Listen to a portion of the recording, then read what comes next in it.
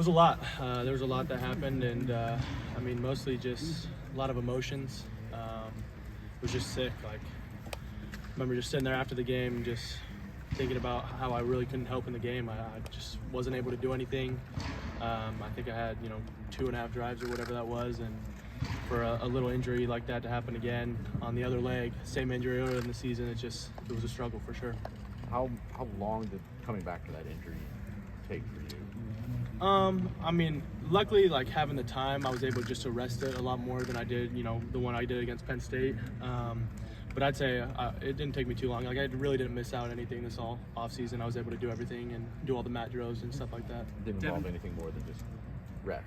Yeah.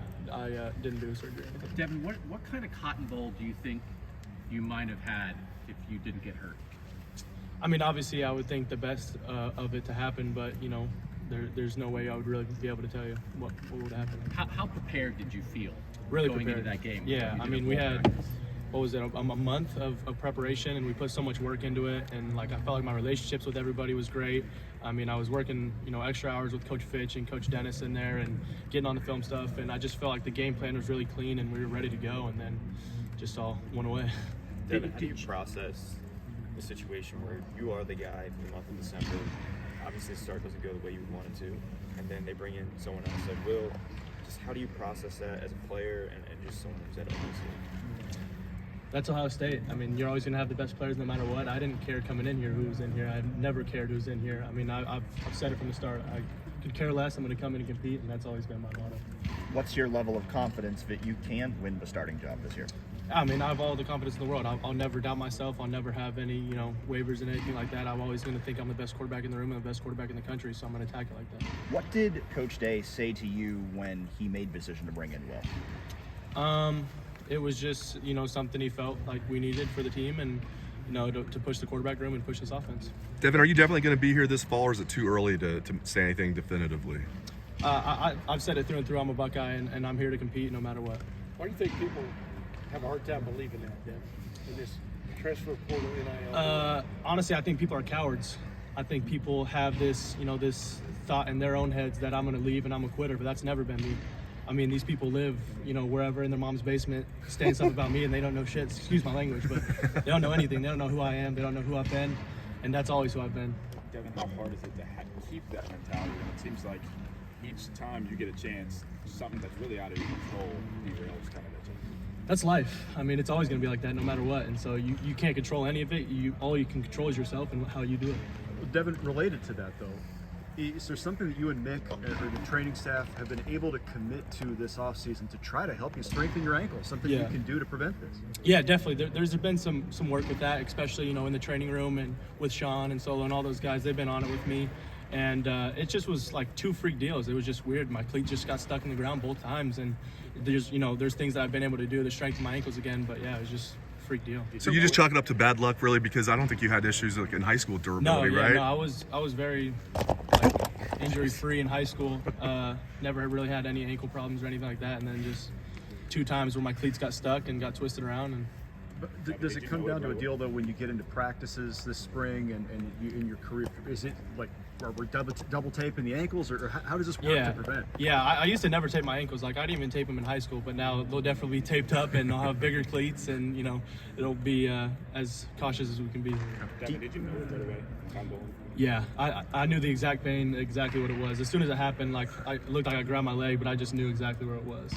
You said bigger cleats, not smaller cleats? No, like the bigger linemen, like thick around the ankles and everything. Yeah, try to get as much brace as possible. The bigger shoe, not the cleat itself. The bigger shoe. Like the ankle part. Like I used to just wear like the speed cleats, like the cleats that the receivers were wearing, but now they got me in some bigger ones. Devin, what are your thoughts on Chip Kelly coming in? You've been through Kevin Wilson, Brian Hartline. You lived through the Bill O'Brien era, and now Chip Kelly.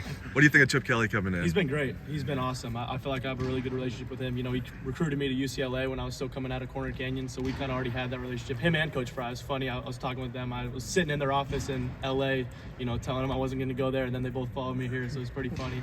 But no, he's been great. We've had a lot of meetings, and I love the system that he's brought in and the wording of everything. So it's been a good time. I'm sure you know now. Did you know, like, last year at this time that Chip Kelly was Ryan Day's mentor? Like, would you have known that? Yeah, Okay. definitely. I mean, when I was getting recruited by both of them, they both talked to me about each other before, so I knew that. What stands out about Chip just in his interpersonal relationships with you? You know what I mean? I mean, how does he speak to you, so to speak?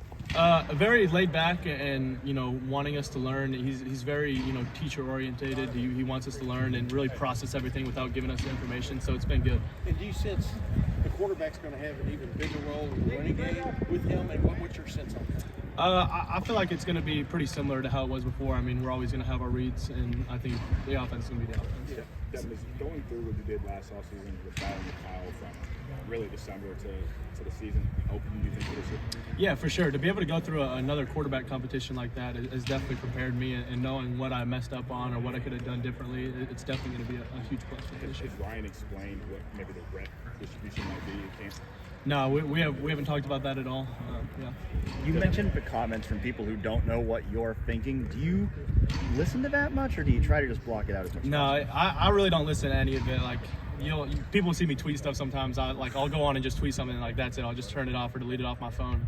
But I'll have my dad will send me stuff sometimes, like all mad, or like a family member will send me something like, look at what this person said. And at the end of the day, I just don't care. Like, I've never cared, good or bad, what somebody has to say about me. Devin, what's most different about you now at this time of year compared to last year? I would say the biggest thing for me this year has just been like the leadership role that I've kind of fallen into and worked my way into. I felt like last year was still a little different coming off of being behind CJ Stroud. I didn't really know like what it was truly like to be a leader, and I felt like obviously I still had like those traits to do that. I just wasn't really exerting myself like that, and I felt like this year now I've been around the guys again for another year, and guys have trusted me, and I've seen what I've done in practice, and seen what I've done all year round. So I feel like them knowing what I'm able to do, it's just different now, me being able to lead. You talked about consistency right before the Cotton Bowl. Yeah. You felt like you were being a lot more consistent in practice. How can you kind of translate that now to spring ball? The nice thing is that the offense isn't really different, and it's all the same things, and the game has slowed down a lot more for me. So being able to go out there and know exactly what's going to go on out there, it'll definitely make it easier. You've been through a quarterback battle. And I'm not trying to lead you down a bad path here, but would you prefer to know at the end of the spring who the starting quarterback is? I mean, based on what you went through last year, or does it matter? I don't think it really matters at the end of the day. I mean, if you're getting reps, that's all that matters, and you're working with the guys. Like how we did it last year, we were still, taking 1 reps and 2 reps. Like we were just working with everybody and being able to build a relationship with everybody. It didn't really feel like it was anything that harmed us. Getting that start on the Cotton Bowl, what did that do for you from a conference standpoint? Obviously, it didn't end. The first half didn't end the way you wanted it to. Yeah.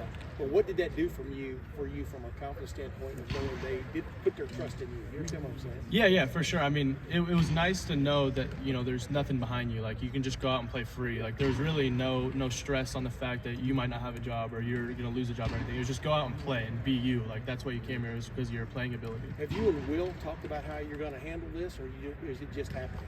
It's just gonna happen. Yeah. You mentioned the 2 ankle injuries. There was also obviously the finger injury last spring that kept you out of the spring game. Yeah. Are you still at a place where you're like, I still haven't been able to show people what I am, what I can really do? For sure. I mean, I don't think I've had a few reps here and there at moments that I didn't think were anything that really defined who I am. So Devin, we talked a lot about the physical things that you've been through, but give us an idea mentally. How hard has this been for you to kind of be up and down and working through injuries you didn't see coming and trying to grind your way through all this?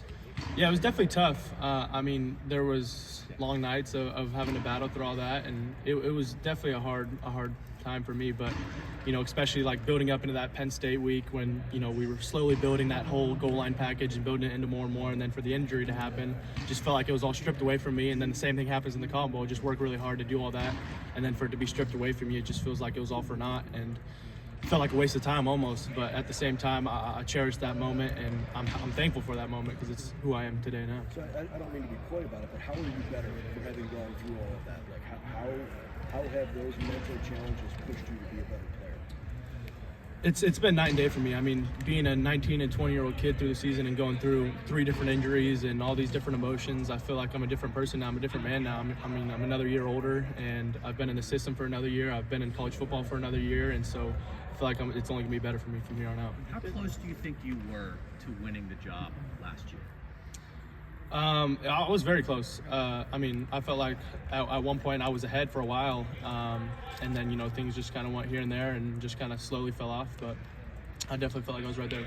So then, given all that you just said about how you've grown in the last year, and you were that close last year, right? How confident do you feel about your ability in this quarterback competition? Yeah, I mean, I like I said, I have all the confidence in the world to know I can go out and do this and lead this team, and I've never had a thought that I couldn't do that. When we talk to Coach Day about Will Howard, he brings up things like his running ability and leadership and things like that. I would think you think that a lot of those things reflect well on you, right? When you hear him saying that, is that hitting your ear the same way that like you can go out and show confidence those same ways? Yeah, definitely, for sure. Devin, when Will committed here, it was after the portal window had closed for you guys. So I'm wondering, during that whole process where he's visiting, you're communicating with Will, like how informed are you during that whole recruitment? Yeah, they had told me, like the coaches have told me everything that was happening before it all came out, and I knew that he was going to visit, and we were probably going to take him before I was even back in Ohio. I was still in Arizona before the portal closed. What's your impression of Will Howard at this point? He's been great. Will's been a good guy. He's a good, addition to the quarterback room. He's a fun guy outside of the Woody. Like we've hung out multiple times outside of the Woody and been able to be friends off the field. So it's been good. A couple more questions, folks. What's it like to see Julian and Aaron? What's your impressions of those guys? They're doing good. I mean, they're both trying to figure everything out and also push each other at the same time. That first year, there's a lot going on, and it's going to be funny to see, when they come out here for spring ball for the first time and the bullets are actually flying, how different it is than high school. But they've been doing a really good job. Their attention to detail in the quarterback room has been, a lot better than I've seen in a long time and any quarterbacks that I've ever seen before. Devin, you're making it pretty clear that you're ready to fight for this job and compete for this job. I don't know. It seems like you have a little edge to you about it. Like, just what do you like right now? What do you like day to day? Where are you mentally? What have you been like in the weight room this off season? Like, how fired up are you right now about all this? Yeah, I can't wait. I can't wait for football to be here again. I mean, just the sour taste I had in my mouth after that game, it's just been like sitting inside me and rotten. Like that fuel has just been kept building in me, and I'm just ready to unleash this flame and to go out there and do something. What have been your first impressions of Jeremiah? He's a freak. He's going to be next level. I mean, that guy handles things the right way, does everything right in the right room. And I was throwing with him yesterday, and every time I throw him, it's like, geez, this kid's a stud. He's going to be a freak. He could catch almost any pass. I mean, he's just so smooth. Like, he's just super smooth, super athletic. He's a big kid. I mean, what is he, 6'3", 6'4"? Could snag it literally anywhere. Like, he would make a couple one-handers yesterday. I was like, this kid's just freaky. Yeah. When you heard, when everything went down at the beginning of January, Nick Saban retires, and all of a sudden Julian Sayin walks in the room. You've already got a pretty crowded room a little bit. How did you I guess, process all of that? The number one quarterback in the 2024 class is now in your room. It's great. I mean, bring on everybody. It doesn't matter. Like I said, I came here to compete with the best, and Ohio State's always going to have the best quarterbacks. That's what we're always going to do, no matter what. But when he first showed up in a meeting or something, I mean, how did you guys get to know each other? I mean, they just errors there too. I don't even remember the first time I met with them. Probably just talked to him in the locker room, just like gave him a handshake or something, said what's up, introduced myself. But I feel like I just kind of been a leader on the field and off the field with them. Like I've had them over to the house and play cards or something, just kind of build that relationship in the quarterback room because we all go through the same things and we've all been through the exact same struggles. So it's good to get on those guys early. Last question to Brandon and Carnell. Spring and summer last year, you bring in a guy like Jeremiah. There's a lot of programs lose a guy like Marv and like the coverage bear. But now you're bringing in this 3-5-star kid who can come in. Just what's that like with those guys? It's incredible. I mean, you never have to worry about who's going to line up on the ball, and no matter what position it is, we're always going to have the best players, and the best players are always going to play. Even the 1s, 2s, and 3s are all very equal and can play and start at any other school. So it's pretty nice to know that you can have those weapons. Do you see those guys kind of hanging out with Emeka though, and kind of leaning on him? How is his leadership showing up for that group? Yeah, I mean, with everybody leaving the room, he's that older guy. He's in his 4th year, so he's the leader of that room now. But even guys like JB have stepped up and been a leader for those guys, even when they went on the cruise. So there's a lot of leadership going on in that room. Devin, thank you very much. Thank you guys. Devin. Thank you.